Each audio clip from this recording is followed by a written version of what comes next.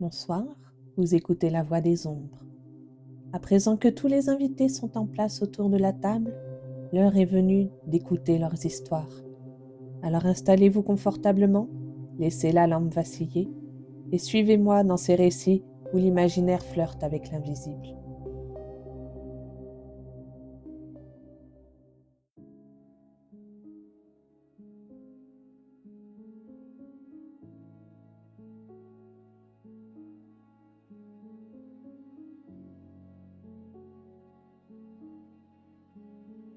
Chapitre 5. Le soufflet de Charlotte Corday. Ainsi que tout ce qui était chez Monsieur Ledru, cette table avait son caractère. C'était un grand fer à cheval appuyé aux fenêtres du jardin, laissant les 3/4 de l'immense salle libre pour le service. Cette table pouvait recevoir 20 personnes sans qu'aucune fût gênée. On y mangeait toujours, soit que Monsieur Ledru eût 1, 2, 4, 10, 20 convives, soit qu'il mangeât seul. Ce jour-là, nous étions 6 seulement, et nous en occupions le tiers à peine. Tous les jeudis, le menu était le même. Monsieur Ledru pensait que, pendant les 8 jours écoulés, les convives avaient pu manger autre chose, soit chez eux, soit chez les autres hôtes qui les avaient conviés. On était donc sûr de trouver chez Monsieur Ledru, tous les jeudis, le potage, le bœuf, un poulet à l'estragon, un gigot rôti, des haricots et une salade. Les poulets se doublaient ou se triplaient selon les besoins des convives. Qu'il y eût peu, point ou beaucoup de monde, Monsieur Ledru se tenait toujours à l'un des bouts de la table, le dos au jardin, le visage vers la cour. Il était assis dans un grand fauteuil incrusté depuis 10 ans à la même place. Là, il recevait, des mains de son jardinier Antoine, converti comme maître Jacques en valet de pied, outre le vin ordinaire, quelques bouteilles de vieux Bourgogne qu'on lui apportait avec un respect religieux et qu'il débouchait et servait lui-même à ses convives avec le même respect et la même religion. Il y a 18 ans, on croyait encore à quelque chose. Dans 10 ans, on ne croira plus à rien, pas même au vin vieux. Après le dîner, on passait au salon pour le café. Le dîner s'écoula comme s'écoule un dîner, à louer la cuisinière, à vanter le vin. La jeune femme seule ne mangea que quelques miettes de pain, ne but qu'un verre d'eau et ne prononça pas une parole. Elle me rappelait cette goule des 1001 nuits qui se mettait à table comme les autres, mais seulement pour manger quelques grains de riz avec un cure-dent. Après le dîner, comme d'habitude, on passa au salon. Ce fut naturellement à moi de donner le bras à notre silencieuse convive. Elle fit vers moi la moitié du chemin pour le prendre. C'était toujours la même mollesse dans les mouvements, la même grâce dans la tournure, je dirais presque la même impalpabilité dans les membres. Je la conduisis à une chaise longue où elle se coucha. 2 personnes avaient, pendant que nous dînions, été introduites au salon. C'étaient le docteur et le commissaire de police. Le commissaire de police venait nous faire signer le procès-verbal que Jacquemin avait déjà signé dans sa prison. Une légère tache de sang se faisait remarquer sur le papier. Je signai à mon tour et en signant. « Qu'est-ce que cette tache ?» demandai-je. « Et ce sang vient-il de la femme ou du mari ?»« Il vient, me répondit le commissaire, de la blessure que le meurtrier avait à la main et qui continue de saigner sans qu'on puisse arrêter le sang. »« Comprenez-vous, monsieur Landru, dit le docteur, que cette brute-là persiste à affirmer que la tête de sa femme lui a parlé. Et vous croyez la chose impossible, n'est-ce pas, docteur ? Parbleu. Vous croyez même impossible que les yeux se soient rouverts. Impossible. Vous ne croyez pas que le sang, interrompu dans sa fuite par cette couche de plâtre qui a bouché immédiatement toutes les artères et tous les vaisseaux, ait pu rendre à cette tête un moment de vie et de sentiment ? Je ne crois pas. Eh bien, dit monsieur Ledru, moi je le crois. Moi aussi, dit Aliette. Moi aussi, dit l'abbé Moule. Moi aussi, dit le chevalier Lenoir. Moi aussi, dis-je. Le commissaire de police et la dame pâle, seuls, ne dirent rien. L'un sans doute parce que la chose ne l'intéressait point assez, l'autre peut-être parce que la chose l'intéressait trop. Ah, si vous êtes tous contre moi, vous aurez raison. Seulement, si un de vous était médecin, mais docteur, dit monsieur Ledru, vous savez que je le suis à peu près. En ce cas, dit le docteur, vous devez savoir qu'il n'y a plus de douleur là où il n'y a plus de sentiment, et que le sentiment est détruit par la section de la colonne vertébrale. Et qui vous a dit cela demanda monsieur Ledru. La raison, parbleu. Oh, la bonne réponse. Est-ce que ce n'est pas aussi la raison qui disait aux juges qui ont condamné Galilée que c'était le soleil qui tournait et la terre qui restait immobile? La raison est une sotte, mon cher docteur. Avez-vous fait des expériences vous-même sur des têtes coupées? Non, jamais. Avez-vous lu les dissertations de Sommering? Avez-vous lu les procès-verbaux du docteur Sou? Avez-vous lu les protestations d'Olscher? Non. Ainsi, vous croyez, n'est-ce pas, sur le rapport de M. Guillotin, que sa machine est le moyen le plus sûr, le plus rapide et le moins douloureux de terminer la vie? Je le crois.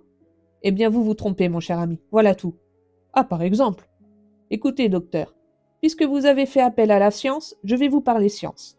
Et aucun de nous, croyez-le bien, n'est assez étranger à ce genre de conversation pour n'y point prendre part. Le docteur fit un geste de doute. N'importe. Vous comprendrez tout seul, alors. Nous nous étions rapprochés de M. Ledru, et pour ma part, j'écoutais avidement. Cette question de la peine de mort appliquée soit par la corde, soit par le fer, soit par le poison, m'ayant toujours singulièrement préoccupé comme question d'humanité. J'avais même de mon côté fait quelques recherches sur les différentes douleurs qui précèdent, accompagnent et suivent les différentes genres de mort. Voyons, parlez, dit le docteur d'un ton incrédule. Il est aisé de démontrer à quiconque possède la plus légère notion de la construction et des forces vitales de notre corps, continua M. Ledru, que le sentiment n'est pas entièrement détruit par le supplice, et ce que j'avance, docteur, est fondé non point sur des hypothèses, mais sur des faits. Voyons ces faits. Les voici. Premièrement, le siège du sentiment est dans le cerveau, n'est-ce pas? C'est probable.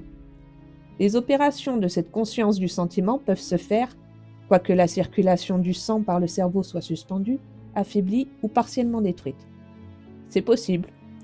Si donc le siège de la faculté de sentir est dans le cerveau, aussi longtemps que le cerveau conserve sa force vitale, le supplicié a le sentiment de son existence. Des preuves? Les voici. Haller, dans ses sentiments de physique, tome 4, page 55, dit « Une tête coupée rouvrit les yeux et me regarda de côté parce que du bout des doigts, j'avais touché sa moelle épinière. » Haller, soit, mais Haller a pu se tromper. Il s'est trompé, je le veux bien. Passons à un autre. Weckhardt, Art philosophique, page 221, dit « J'ai vu se mouvoir les lèvres d'un homme dont la tête était abattue. » Bon, mais de se mouvoir à parler, attendez, nous y arrivons. Voici Sommering. Ses œuvres sont là et vous pouvez chercher. Sommering dit « Plusieurs docteurs, mes confrères, m'ont assuré avoir vu une tête séparée du corps, grincer des dents de douleur.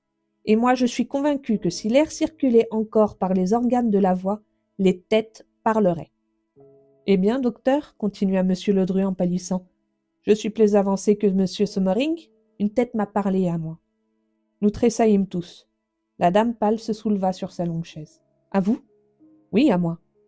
Direz-vous aussi que je suis fou? Dame, fit le docteur, si vous me dites qu'à vous-même, oui, je vous dis qu'à moi-même la chose est arrivée. Vous êtes trop poli, n'est-ce pas, docteur, pour me dire tout haut que je suis un fou. Et vous le direz tout bas, et cela reviendra absolument au même. Eh bien, voyons, contez-nous cela, dit le docteur. Cela vous est bien aisé à dire. Savez-vous que ce que vous me demandez est de vous raconter à vous, je ne l'ai jamais raconté à personne depuis 37 ans que la chose m'est arrivée. Savez-vous que je ne réponds pas de ne point m'évanouir en vous la racontant, comme je me suis évanoui quand cette tête a parlé, quand ses yeux mourants se sont fixés sur les miens? Le dialogue devenait de plus en plus intéressant, la situation de plus en plus dramatique. Voyons, Ledru, du courage, dit Aliette, et contez-nous cela. Contez-nous cela, mon ami, dit l'abbé Moule. Comptez, dit le chevalier Lenoir. Monsieur, murmura la femme pâle. Je ne dis rien, mais mon désir était dans mes yeux. C'est étrange, dit M. Ledru sans nous répondre et comme se parlant à lui-même. C'est étrange comme les événements influent les uns sur les autres. Vous savez qui je suis, dit M. Ledru en se tournant de mon côté. Je sais, monsieur, répondis-je, que vous êtes un homme fort instruit, fort spirituel, qui donnait d'excellents dîners et qui êtes maire de Fontenay-aux-Roses. M. Ledru sourit en me remerciant d'un signe de tête. Je vous parle de mon origine, de ma famille, dit-il. J'ignore votre origine, monsieur, et ne connais point votre famille. Eh bien, écoutez, je vais vous dire tout cela. Et puis peut-être l'histoire que vous désirez savoir et que je n'ose pas vous raconter viendra-t-elle à la suite. Si elle vient, eh bien vous l'apprendrez. Si elle ne vient point, ne me la redemandez pas. C'est que la force m'aura manqué pour vous la dire. » Tout le monde s'assit et prit ses mesures pour écouter à son aise. Au reste, le salon était un vrai salon de récits ou de légendes. Grand, sombre, grâce aux rideaux épais et au jour qui allait mourant, dont les angles étaient déjà en pleine obscurité, tandis que les lignes qui correspondaient aux portes et aux fenêtres conservaient seules un reste de lumière. Dans un de ces angles était la dame pâle. Sa robe noire était entièrement perdue dans la nuit. Sa tête seule, blanche, immobile et renversée sur le coussin du sofa, était visible. Monsieur Ledru commença. « Je suis, dit-il, le fils du fameux commu, physicien du roi et de la reine. Mon père, que son surnom burlesque a fait classer parmi les escamoteurs et les charlatans, était un savant distingué de l'école de Volta, de Galvani et de Mesmer. Le premier en France, il s'occupa de fantasmagorie et d'électricité, donnant des séances de mathématiques et de physique à la cour.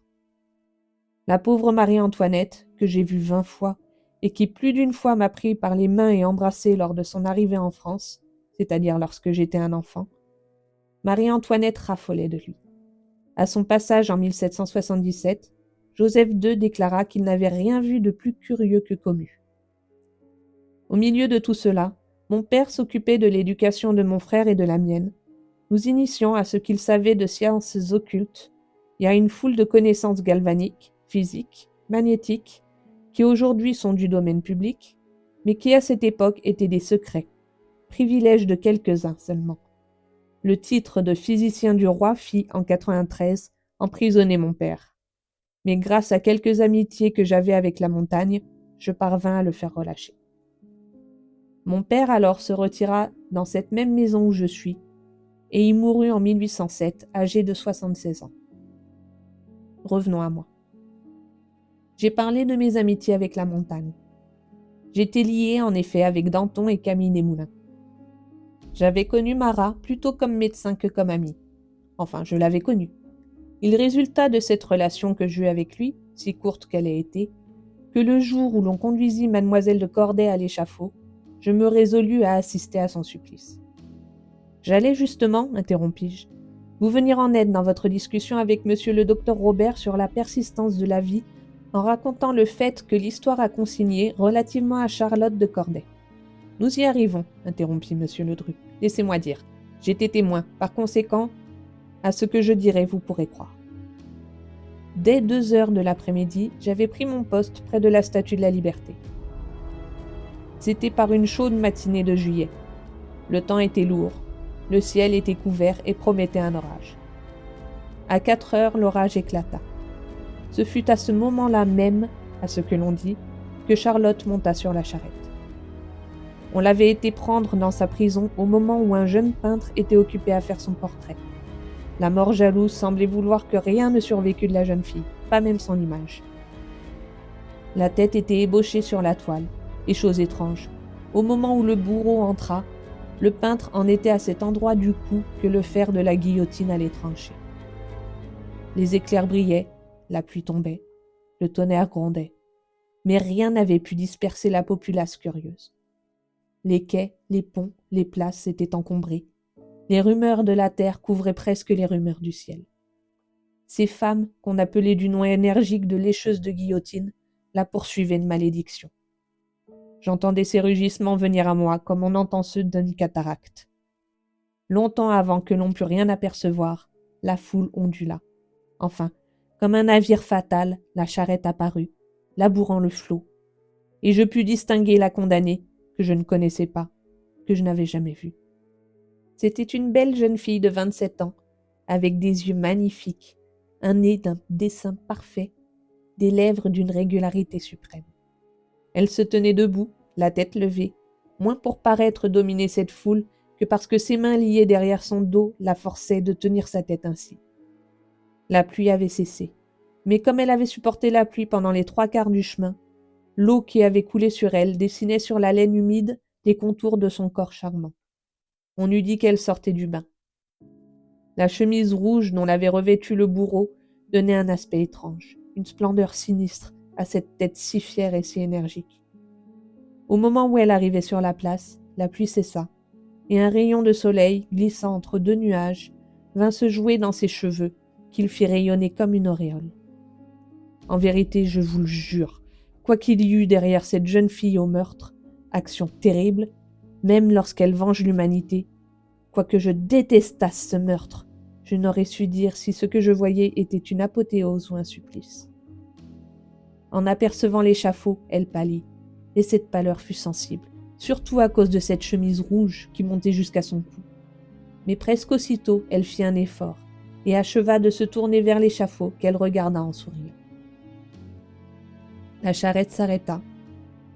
Charlotte sauta à terre sans vouloir permettre qu'on l'aidât à descendre. Puis elle monta les marches de l'échafaud, rendue glissante par la pluie qui venait de tomber, aussi vite que le lui permettait la longueur de sa chemise traînante et la gêne de ses mains liées. En sentant la main de l'exécuteur se poser sur son épaule pour arracher le mouchoir qui couvrait son cou, elle pâlit une seconde fois. Mais à l'instant même, un dernier sourire vint démentir cette pâleur, et d'elle-même, sans qu'on attachât à l'infâme bascule. Dans un élan sublime et presque joyeux, elle passa sa tête par la hideuse ouverture. Le couperet glissa. La tête, détachée du tronc, tomba sur la plateforme et rebondit. Ce fut alors, écoutez bien ceci, docteur, écoutez bien ceci, poète, ce fut alors qu'un des valets du bourreau, nommé le Gros, saisit cette tête par les cheveux et par une vile adulation à la multitude lui donna un soufflet.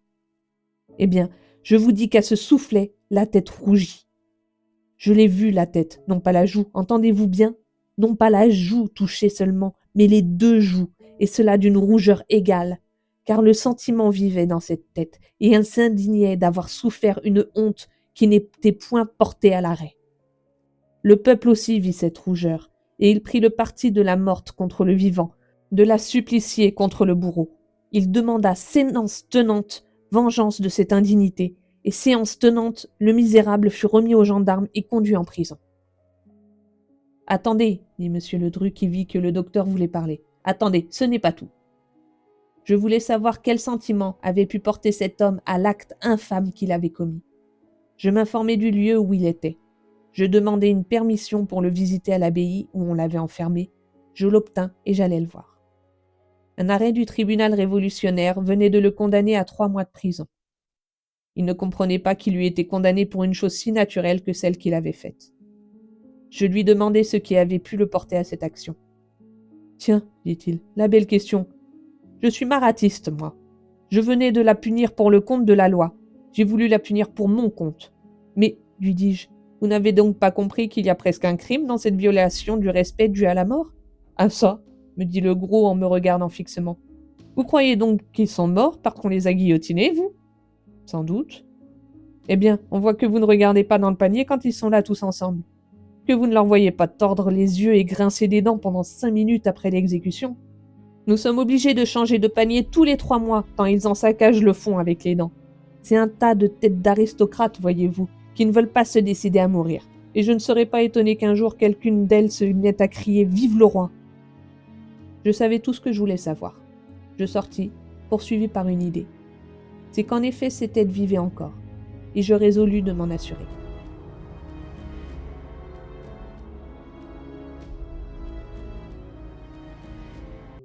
Et l'histoire s'arrête là pour aujourd'hui. Les esprits se taisent pour ce soir, mais qui sait ce que la nuit nous réserve.